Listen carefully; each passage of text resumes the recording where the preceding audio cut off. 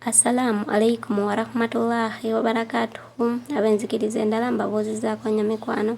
Abashifade hasla guys mwebaleko njagala. I appreciate. Ompya mukwano nkusaba subscribing okonene kade nga buli video yange gye naateekangayo ate gw'ojja okuba ng'osooka okugifuna. Olunaku olwaleero kuleetedde emboozi ya mwana mulenzi omuyite Ssekadama nga Markpro fashions nga bwe yabadde ku TV emu mu ggwanga lyaffe erya Uganda nga kuttotolera akawonvu n'akagga nga Saudi Arabia wekyasinze okubeera ensembi ku bantu abagwira.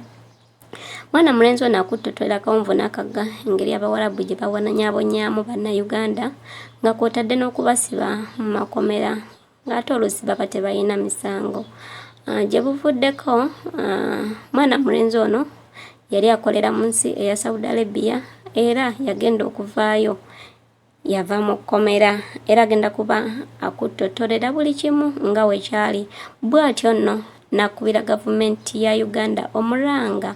okwongeza ku Bakadaama omusaala.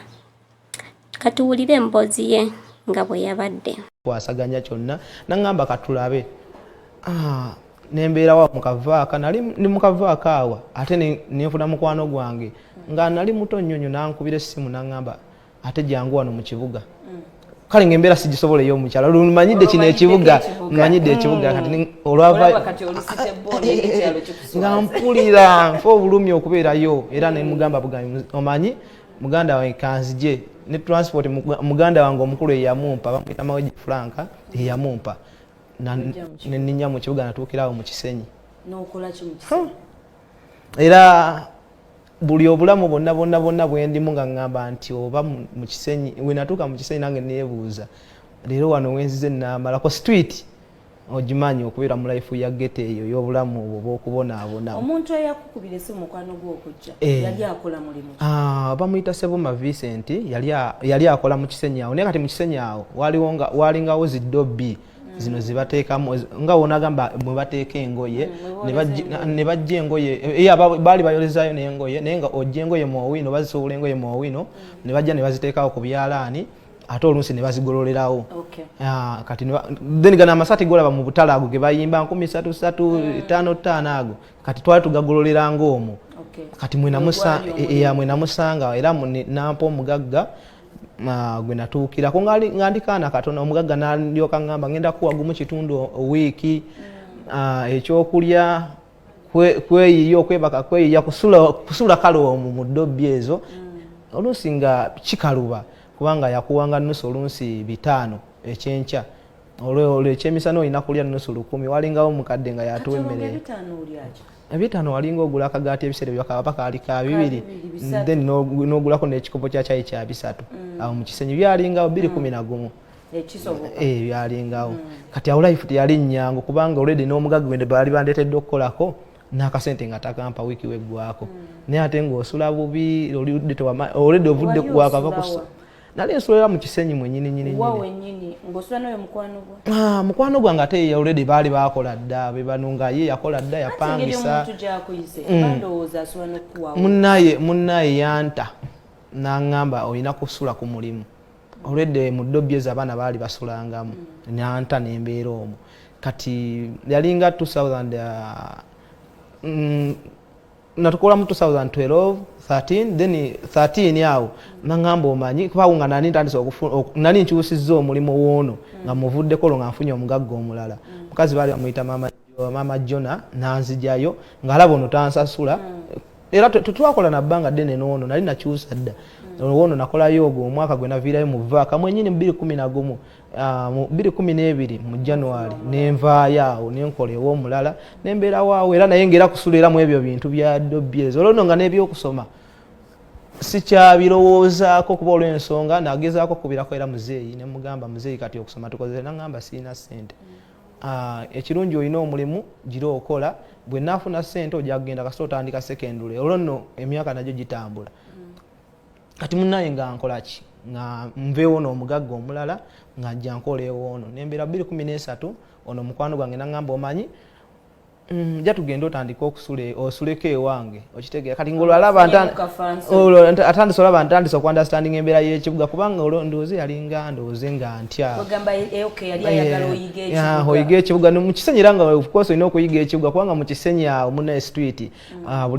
buli amanyi wagamba ba mu Kisenyi banywi b'amafuta bayaga baki naye munaye nga ate kinyambako tinalinamu guli omutima nga nakuziba nga sewolera nze onowondaba wano so akugamba nti mmanyi n'okunuusa aga amafuta oba okunywa ku njaga saakikolako ne mulamu n'omwenge gwannema era n'okundaba siso akukombera ku mwenge nga Katonda yantaasa so ojoyininze okubeera ewa mukwano gwange era nosigala ku mulimu gwa Maama Jona nagusigalako ko okutuusa 2013 awo yali aggwako nga nfunyeemu ku busente ntandise okukolakolamu ne ngamba mukwano gwange omanyi kampangise nempangisa so nentandikira we Kawala wenyini we yali asula ate olwo nenvaawo era 2014 oyo nyini 2014 nga awera nenvaawo nze nengenda Nansana nempangisa ennyumba luumu yange mwetandika okubeera Nansana tewali wala kubanga already walinga wala naye nali mmaze okutandika okujoyininga Owino nga ntandise okusuubula olwo nga nfunyemu obusente ng'omumanyi nti olina ennaku yo oyagala nnyo olabe nga muzeeyi ategeera nti owaayi artist mwana tasoma naye ate already akolaki akola kuba already nali mmuweerezanga ku buyambi naye kati nange nenfuna akakapito kange nenyingira Owino nentandika okusuubula engoye wentandika okusuubula engoye era 2014 oyo nyini nentandika okubeera Nansana kati ng'ojjamu Owino n'osuubula engoye n'ozitwala Nansana tatuzitwala Nansana already osubudde engoye mu Owino oba olina okunoonya buno obutale twakolangamu obutale obw'omubuulo bw'ogenda n'ogenda Embalala n'ogenda simanya wa n'ogenda mu bitundu bingi Lugazi ogenda mukalemu obutale obulala kati nze nakolera okuva Mbalala namukolera okuva nakolayo Embalala okuva mu 2014 mpaka 2016 nga ngendayo nentwala engoye Embalamu obutale akatale kanene nnyo kali awo Mbalala mu Kizungu kanene nnyo so era Embalala bonna bammanyi abantu batumiddeko nnyo bosi waffe nno gy'aveeyo gye bamuzaala batumiddeko nnyo kutumiddeko Michael Kigundo oli Mbalala manyi kwoli olaba webalinye kubanga kati obwo budde obwo era nga nkola mwezi engoye so naye nga ate oludde nyinayo ne brand yange ngawo owulira Markpro Fashions olwo no kati eyo ngikozesanga kugamba nti promotion abamu bali bamanyi nti promotingamu abayimbi nyine abayimbi mikwano gyange mbayambamu budde bunali 2014 netandika okukola oni Palaso oyo nyini omuyimbi olonziwezezza kubanga nali manyi ennaku yange nga nsevinga katono ako kennina kenfunye kati ngolo Palaso muyamba Palaso olina omuyamba ku music social media era ne social media then nga kati ate ebya social media okutandika okupromote music obitandika otya anti olwo nakigattira wano ku linnya lyange ningamba kati kambeere mu ngoye already ntungisa engoye z'abavubuka abavubuka badansa baninga bono ino bambaza of course ko olwese ngokola mu ngoye Owino tuba tukyali mu Owino osubula engoye mu Owino bozitwala mu butalo obwenjawulo kakati oba okyali mu butalo obwenjawulo ekintu kya music ate kijjiramuwa anti kati ate already nali njagala nnyo Palaso ate nga ne music mwagala nnyo ya Palaso namwagala nga akyali mu America kati neŋŋamba naye ono omusajja nina omukolerako era nga bw'omanyi nti bw'oba oyagala omuntu ate otuuka ekiseera era n'omufuna kitegeera kuba kati waliwo mukwano gwange era nali mu byangoye bino mwentambuliza engoye ate nengwa ku kyali wa Palaso nyini baali bamuyita King Fox ate kati oyo nantuusiza ddala ewaani ewa Palaso so kati Palaso nampa omulimu naŋŋamba omanyi ogenda tandikanga okuleetera engoye abatabani bange kuba yali alina ekibiina bali mu gundi zino zitimu good music naye ate nga timu no sleep kati ate nga ngolredde awo tannakuwa mulimu naye ate waliyo bakyaliba abakumanyi kati olina okuleeta engoye mu Owino ojja n'ozitungisa buno bu design bwe baagala then n'otwalira batabani be nga lunene n'olufuula kyoyagala design ozikoppa ku internet oba ku bayimbi aba fashionista ab'enjawulo ne mutugenda waliwo omukyala ali awo mu Owino era atutungira engoye bamuyita Mulokole ali awo mu Owino awo era bonna abaana b'omu Owino bamumanyi ne waba fikfama ikawe nyini abo batulanga banji ba designer Peter Lagizi ba Chusiniya okwebali awo balaba bonna twatulanga awo nga tutungize ezengoye fenna ya kati awo obulamu obwo nenyingira muyimbi nampa omulimu nangamba ojja tandika ngoletera abadansa oletere bani kale nampa omulimu nga naye yennyini bwe mba ntuuseewo angamba olinamu ekintu ko mmanyi palaso yali ayambalanga nnyo engoye ennene ezo mukundi awo ng'okola omulimu gw'engoye okuzitambuza mu butale obw'enjawulo ne life ng'ojoininga palaso kusomozebwa ki kuwasangawo nasoomozebwanga okusomezebwa kwamaanyi kw'olw'ensonga ebintu ebyo byankaluubirizanga okutambula ate ng'olwedde kana akalimu k'abano abaana aba social media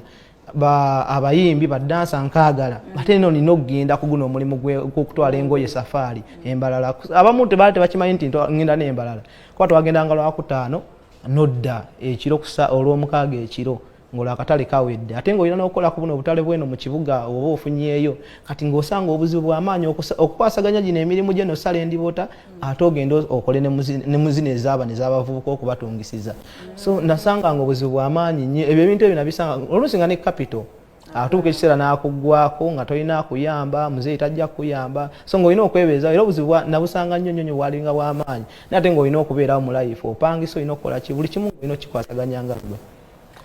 tuline Markpro designer ono Markpro obulamu bwe like bwobuwuliriza so far is a hustler, is a very hard working man musajja mukozi si mutuuzi kuno obeera ng'oli eyo ng'olowooza nti bitogenda kubifunira kakeeka life is about hustling so wobeera oli eyo ng'olina kyoyagala okubeera kitandike kati kirwanirire kikolerere osobola okukifuuka. Yes, Mark. Yes. Kati tutuuka tutandise palaso tukoze tufunye ku busente. Dibwo okikuba n'ogamba naye kati nange ndi nakikuba omwaka gwange nakikubiramu gwali gwa 2016. 2016 ennaasa neeyo ng'erinnya likutte. Ng'era bw'otuuka ne bakugamba abaana abakola mu DT owino abalina engoye ennungi abaleta engoye ennungi ku kitundu n'otuma n'oba nga olina video shoot n'ogamba nti kati ntuma ngoye zinyirira balaba nze ngoye ngozi like wazijjanga mu bizo ze banonze ogenda n'okeera ku ndibota n'olonda obugoye bw'omanyi nti bw'abavubuka bujja bakolera then kati bw'obanga waliyo n'omuyimbi asobola okuweereza ekifaananyi nagamba njagala material bw'ati so n'ogenda n'ogula material olwo olugoye walusubulanga sente meka olwo lwaba celebrity nanti kati ebintu by'owino nga wogamba kiri bakiyita kikadde DT mu downtown kati osobola okufuna ekintu tugenze okedde ku ndibo tabasazi osobola okufunamu olugoye nga lwa mutwalo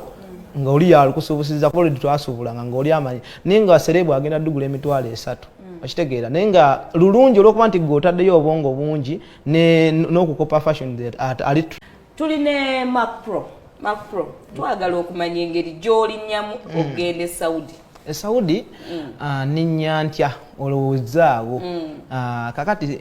ngaddayo nawe nagambye 2016 nkikuba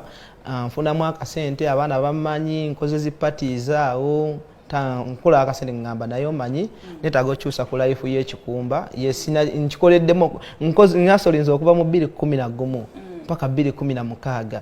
mpangisa naye sirina kyendi okitego manyi weezuula n'ogamba life njibaddemu nnyumirwa naye sirina kyendi ali ku TV asobola okutugamba kikyoli omuntu akitegedde aba asobola okumanya ono omwana yali abala kaki munnaye awo 2016 akasente ako nkafuna 2017 nentandika okugoba ku byokugenda ebweru 2017 mbigobako nolo ebyasooka byennyini banziba era akasente bakanzibawo ku Zainabu Azizi akasooka nali njagala kutwavulinga 2017 nekagaana ne ate nenzirayo buto ebintu byenkoze ebbanga olwo ne biggwawo nga obitunze oyagala genda bweru biganye bakubbi akasente so 2017 oyo ne mumalako mu kubonaabona 2018 mumalako ate mu kubonaabona olwo nzizeeyo wansi 2018 oyo ne ntuula emyezi ng'etaano ewaka ennaasa neeyo nga sikola nga mukwano gwange yambeezaawo bali bamuyita DJ Mulo nga yambeezaawo yayamba kola kino olidde ki okoze ki namala emyezi ng'etaano ewaka naye 2018 eyo nezamu nenfuna omulimu awo mu Gazalandi omwami bamuyita Brian nankozesaako awo olwo nga bwenzirayo ere mu ngoye zange z'abavubuka olwo nga olwo kiguddemuko jjukira naye yali akuwa emirimu nga oluusi alaba nga oluusi capital tokola toyinaya then kati tuli 2018 oyo ya ne mala ate nenfunira nenzamu nenfuna mu capital era nenzamu nenkola ka business kangao ku hamu akengo ine mukwano gwange bamuyita loni netupanga ka business ka abachala buno bujini wa mumbanyo obu stretching netutekawo ka business netandika okukolerawo then ya 2018 nga gwako agenda gwako akasente kafunisemu nalina mukwano gwange omuwala oyo bamuyita Zakia ngajja ngamba omanyi yali best friend wange nangamba omanyi waliwo company etwala abantu ebweru erisaidya then ngamugamba ngasagala kudda mu byebweru akasente olonka nfunamu naye nga siina nnyo ngasagala kudda mu byebweru banziba kitegeera nangamba amaka bano batwala kasente katono nnyo ojagenda so nenzikiriza kuba olwensonga nali mwesiga nenzikiriza nengenda naye netugenda ku company bwetutuuka ku company nga ndigesitalinga nga batandika okukola already passport nali kuva 2016 because of time so biyisemu ogenze biyisemu ngenze watuke Saudi wakola mulimu ki nno kati ku company bo bagamba ogenda kukola mulimu bweguti n'ekifo bakindaga kinali ngenda okukolako ne bagamba ogenda kukola ku resort kifo kisanyukira mulimu kisawe kya mupiira mulimu swimming pools mulimu yabwe bito kati okutuuka ate wano bicyankalanamu already bakutwalidde kamu abiri otegedde ngenda funa kamu abiri e Saudi n'ogamba guno mulimu nja gusobola munnaye ate otuuka e Saudi si bwe kibeera bwatuuka bakuwa mulimu ki bwe natuuka e Saudi ate bo balaga nti olina okukola buli mulimu gwe baagala okole so nali nina okukyuzinga okusalawo okubeera ku mulimu oba okugwesonyiwa naye nenkyuzinga okugukola olw'ennaku gye nali nnina n'ebintu wemmalidde nje nkole n'embeera y'e Saudi eyo omusajja we natuuka e Saudi boosi wange teyabeera mubi mu kusooka nali nkolera ku ekyo ekifo kye bandaga mu kusooka naye ng'ate bw'amala n'akupiikinga n'akutwala mu maka ge okoleyo nayo so mu maka ge ng'osobola okukolayo nga kukiriininga ng'omuntu wonaagamba nti okola mu maka naye nga okola compound oba kwoza mmotoka ezo weziringa mukaaga n'ozooza oba kukola kikola ng'oyita mu buzibu amaanyi then 1,200 olw'e Saudi zirimu kamu 2 ake Uganda ng'oluno zenfuna naye nga tebakongezaamu yadde bonus awo ebiseera ebyo si ebiri gyokka kuba olw'ensonga bwe nkunyumiza zoti nojja ne makage ate waliwo nga era okugenda nakupiikinga najja nakugamba wawayo balina ebizimbe ebyo ebiwanvu bibazimba kuba abasajja bagagga nnyo nga akunona nagamba jangu tugende ositule ettaka mu nnyumba zange z'abaana bange zibali mu kuziba zikalina zaabwe naye nga gweolina okugendayo n'ositula ettaka eri mu kizimbe no wansi olyambuse waggula ezo 99 ozimanye ezo bloke ennene ng'ate gwoyina ozisitula gw'omuddugavu gwoyina okuzambusa oziteeke waggulu mu kasasiro gye balina obikasuka kati ogwo nagwo mulimu nga gweyongerako nga byafuuka jjukira mugagga nnyo azimba ennyumba eno n'azimba eri kati nga obikolako n'owulira ng'omutima gutuuse ne gukoowa then ate nga bwakunoneera waliyo zirestaurant zaabwe nga mpya era akuyita n'ogenda n'okiriininga ne kuola 1,200 lw'ogendeddeko olina okukolerako so bw'ogenda e Saudi Arabia tosobola kukola mulimu gumu ndowooza okujjako ng'ofunye kiyumba n'abaana abali mu kiyumba bakadama tebakola mulimu gumu takulimba nti asobola okukola mu kiyumba ekimu era bamunona ne bamupiikinga ne bamutwala ewalala n'akola ewalala olw'okuba nti munnaaye kyekiba oba tolina kyakukola wajja kukola ate wasayininga okitegeera contract wagisayininga so kati nze olunaku nakola n'enkowa bambi nga nasayininga jjuka bano ku contract osayininga kuliko olunaku lw'okuwummula kuwa byonna obisayina naye wotuuka eri bagamba forgot your contract n'ogirabira Sunday to Sunday towummula okola okuba oluusi ne kusawa 9 bwe bagadde bakuyita tekiba kyangu nnyo okugumiikiriza obulamu obwo naye nze nabugumiikiriza okumala omwaka gumu n'emyezi 10 contract yali esigaddeko emyezi 2 naye nga ssente zo baali bazikuwa sente zange 1,200 boosi wange yali alumpa era ye yalumpa era nalukozesaamu bye nali nina okukola okuggyako omwezi gumu gwatampa ogwokubiri gwe teyagumpa gwe teyagunsasula nga bwebamanyi abawalabu nga ayagala ng'akwekyangiddeko ate si abaako kyakusuuza kuba olw'ensonga oyansuuza 1,200 n'ebintu byange ne kago yange yonna laptop masimu byonna yabisigaza era mu Uganda nakomawo nga siina kyennina awo wennyini ate tunnamanya okomyewo e Uganda tubuulireko embeera eyali awo okutuuka ati bosi wasigaza ssente zo n'ebintu embeera ekyaleetawo embeera eyo kiva mu kukyankalana n'amuk'omugagga mukomugagga ono luba olunaku lumu nali nkooye nnyira we nga ngambye nti bantwala ku bizimbe ebyo ng'ositula ettaka eryo nga likumenye nnyo osibye okoze ekyo oyozeza emmotoka oba kututte eno okirininze ekifo kiri eri ekinene bwe kityo ate bakugambye zaali ziwera ssaawa 2 za kiro nampita naŋŋamba jangu okirininga ekifo bwe kiri yali basement naye nga basement olina okusitula entebe ezo eziriyo olina okukirininga giraasi ezo eziriyo ne mugamba mukwano nkooye era namuga nnyabo nkooye nja kukola enkya sigambangako kuwummula kuba olwesonga ne ofudde togimpa ne mugamba nkooye nnyabo nagamba oba okooye nkugobye so obulamu bwambeerera buzibu nnyo ne mwegayirira ne mugamba amusole madamu naye nkooye nja kukola enkya naŋŋamba bw'oba okooye nkugobye so nalina okuguma nzikirize kyaŋŋambye ne mugamba munnaayi obulamu bwe businga ate bwe naakola nga nendwala bulwazi so tebyali tewafunamu kutya nga bakugobye kwebuuza nzirawa saafunamu kutya kuba olw'ensonga nali nkimanyi bwampa paasipooti yange nsobola okugenda ku agensi yange eyantwala Saudi Arabia ne banfunira omulimu omulala so ekitaasoboka munnaayi ate ye bwe yaŋŋamba nkugobye yaŋŋamba nenkeera toyingira mu geeti yange kola so nalina olwokutaano olwo we twakyankalana nalina okwebaka olw'omukaaga lulamba era teyampita tewali na muntu wa famire yampita so mu luumu yange mwensula twalina luumu zaffe then ziri ku nnyumba zaabwe naye nga ziri wabweru era bibeere Saudi Arabia musula wabweru mu abasajja so kati mweyo nyini process enkeera nga wayisewo olunaku lumu ku Sunday nandeetera poliisi bwaleeta poliisi naŋŋamba parking ebintu byo byonna bakutwala poliisi nenkwata nenteeka mu drone yaabwe eye Saudi Arabia waliyo zi drone eza poliisi ezo nzimanye ezo zibamu obutimba ezo so banteekamu ne baŋŋamba ne bantwala nga simanyi gye bantwala ne bantuusa ku poliisi olwo nno nga mmanyi nti ne kago yange tugenda nayo ey'ebintu byaŋŋambye parking ne tewali nakimu kiyajja nakyo so ne passport nyini saagirabako nengenda ku poliisi kati poliisi eyo bwentuukayo abagamba ono agaanye okukola so kale ye abagamba ngaanye okukola ate mbadde muwa sente zange eza bonasi oyo bonasi okitegeera kati eri mu Luwalabu era abali kuno bamanyi nti bonasi abadiya kibadiya mu Luwalabu eri abanga bonasi kati oyo adiya yamulabalamu 10,000 eza Saudi ze miliyoni nga 4 za Uganda naŋŋamba oyo alina okuzisasula poliisi nembagamba bambi ezo sente sizikola ki siziyina kubanga olw'ensonga wenzibalamu teziwera naye siziyina era nazisindikanga e Uganda nyina famire nyina omwana wange nyina maama wange bonna beetaaga bwe abaganda bange bempeerera abamu mbapangisiza sente nazikozesa dda nembagamba ate adiya kitegeeza kusiima omuntu omuwadde bonus tetiba bbanja kale ono yakikozesanga busungu boosi wange okulaba nga ayagala artist nzimukole kinzimusasule ate nga teyazimpanga nga bbanja okitegeera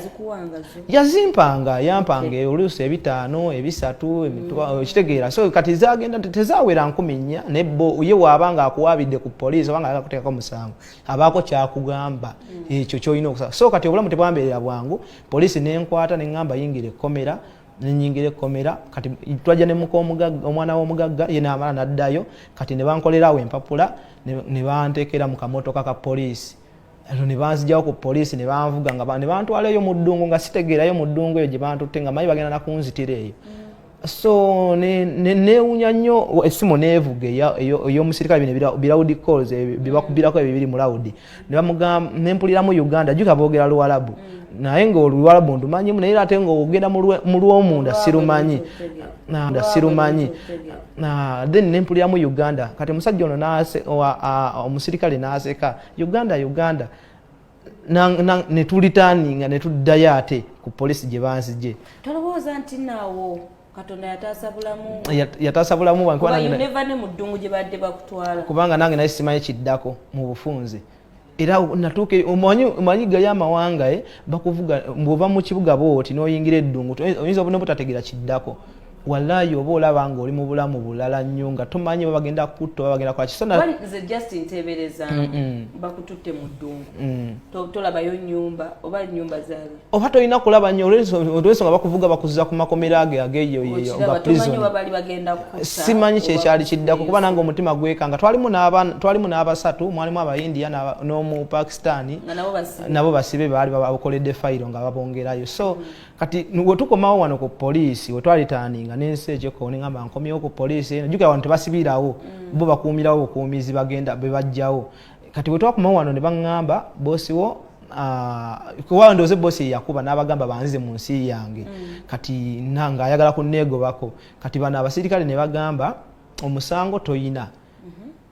so kati bosi ndowooza asazeewo ogende mu nsi yo kyayagala okukola ne mbagamba nze nina ennaku ku mutima nkyayagala okukola ne wegiba myaka 2 nsobola okuddamu ne sayininga contract endala ne bagamba omusirikale kati omusirikale kyava ŋŋamba okay oyina mukwano gwo yenna asobola okufunira omu Saudi Arabia oba oyina mukwano gwo nga mu Saudi Arabia nga aweze emyaka 18 kuba Munnayuganda tasobola kugala nti nga kujja ku poliisi ya ne mbagamba muyina ne nkubira mukwano gange babiri bamuyita Pade nali nkola naye era yemweyo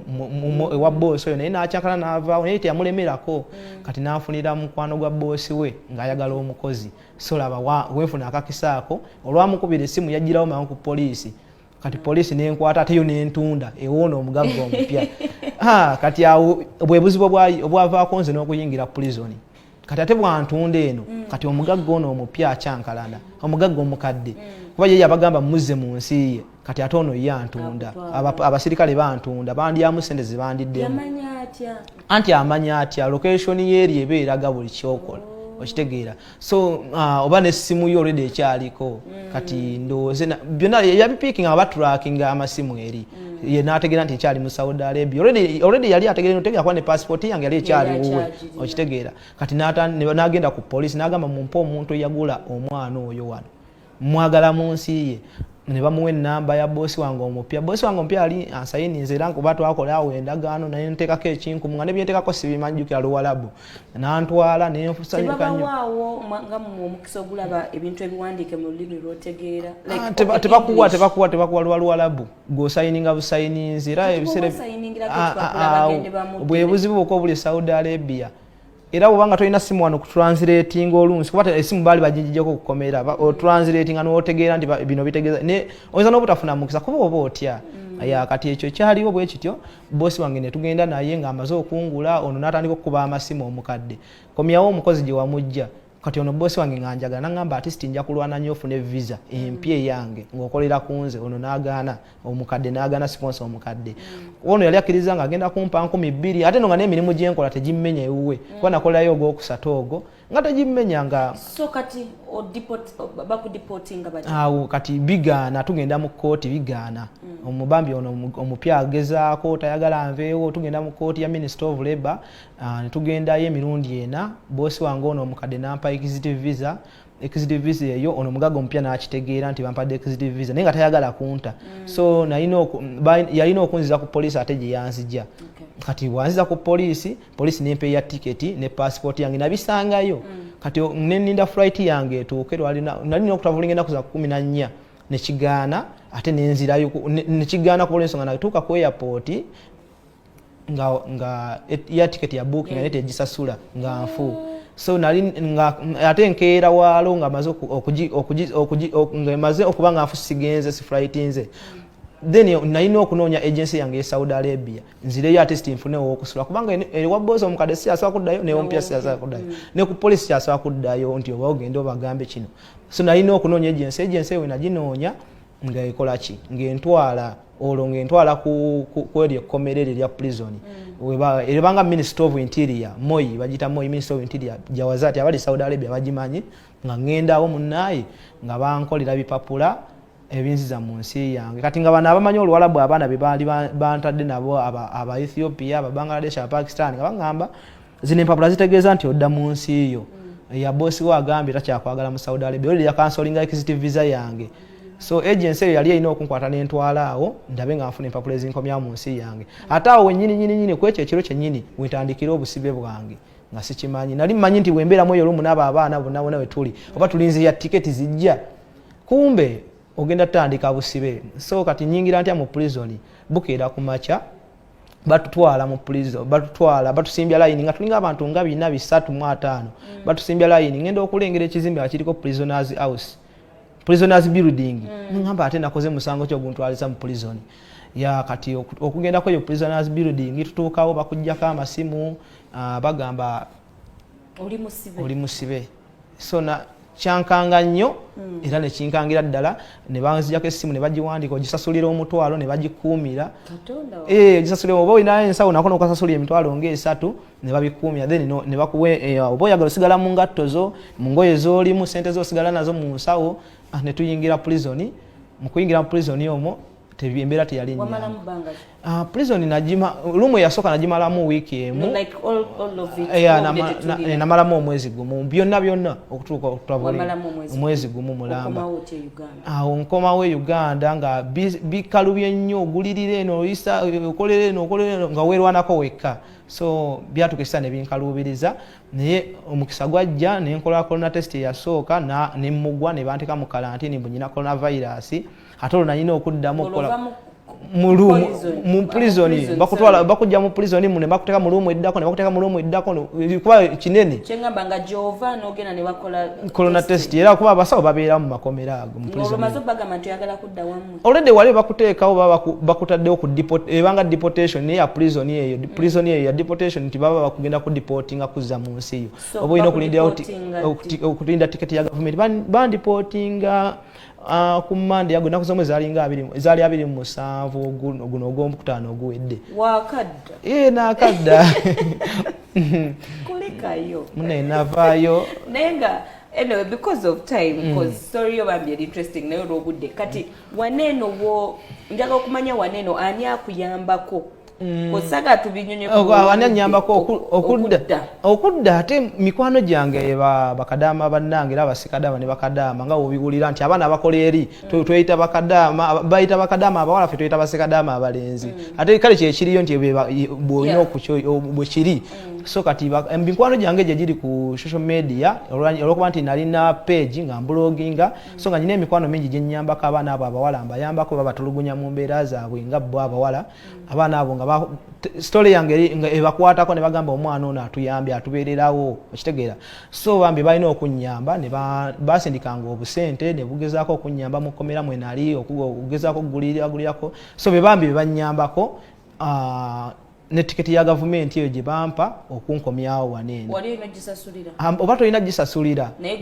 ne bwoba olina ssente ogirinda ezo ssente z'owaayo baziriira bwereere kati gwe olwokuba oyagala kudda mu nsi yo ziwaayo olw'okutya kati ng'omanyi bagenda kukusiba ebbanga ddene yabwe ekitewe kyali gavumenti bali abo mu Saudi bamala kukubira gavumenti ya Uganda ne bagamba tulina abantu bati anti kati awo andi olwaleero that's why nti nzize waneeno ninjagala mpiseewo akakisa tutuuke kubakwata ku bitongole ebiyamba abaana